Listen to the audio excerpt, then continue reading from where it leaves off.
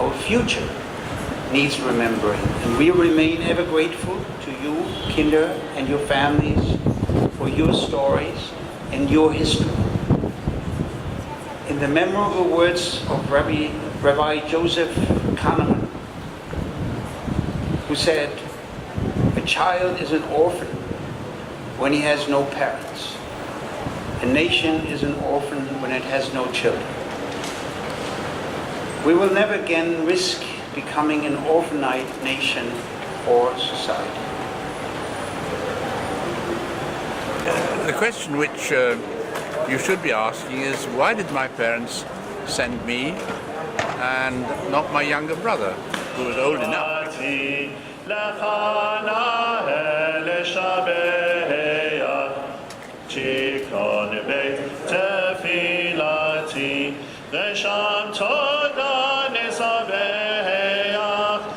We pause today to commemorate the anniversary of the first Kindertransport, which arrived in this country and brought unaccompanied children to the United Kingdom. We remember and pay tribute to the courage and vision of parents who took the step of sending their children away. There must have been an organization in Vienna who had to determine who goes and who doesn't go. You know, there are obviously a bigger demand than supply for places on the trains. So maybe one of the rules was only one per family. Maybe. And that's my theory. They must have had some sort of criteria. My brother, on the other hand, has a quite different theory. He says, well, my parents sent you away and kept me behind because they loved me more than they loved you.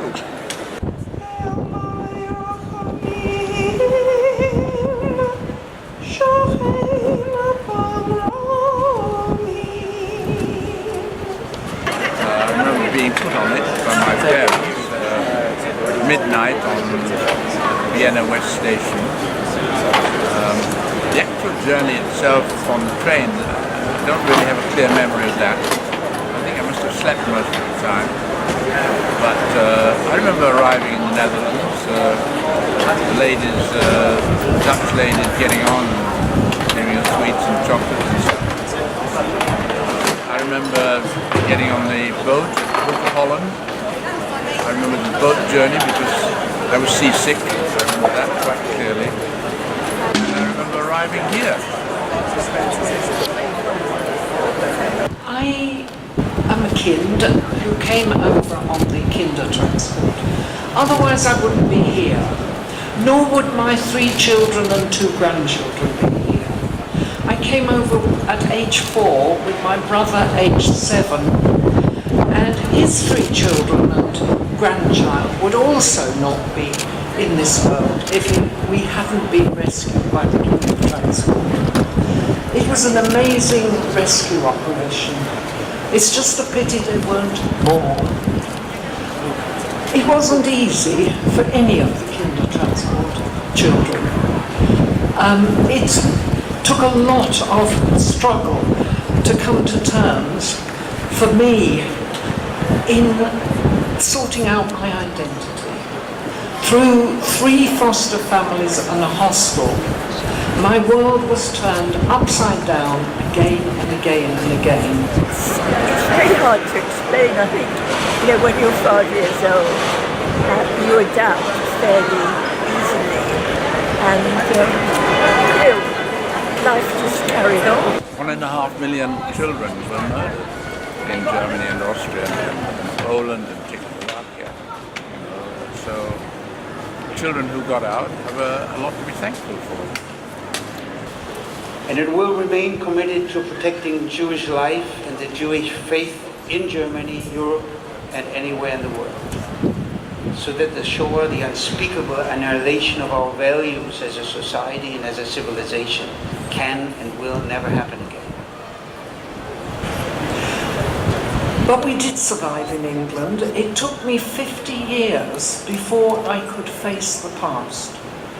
I completely denied my German roots, but you're not a whole person if you deny a huge part of yourself. That around 100,000 Jews have made Germany their home again. All this is a truly wonderful gift for Germany, born from the wonder of a new beginning. We will strive to continue to live up to the confidence that you have placed in us. Thank you.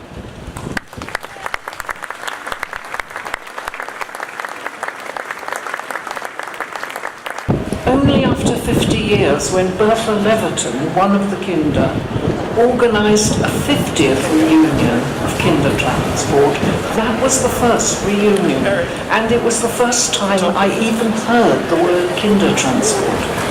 I imagined that my brother and I were the only two children from Berlin, but I was shocked to learn there were 10,000 of us.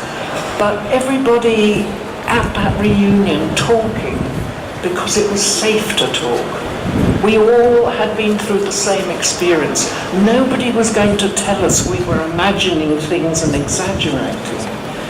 I realized then that it was safe to face the past. And I have been working hard to justify that I had a place on the Kindertransport, while 1.5 million children were murdered by the Nazis because they didn't get a chance of rescue. We're going to have a guest.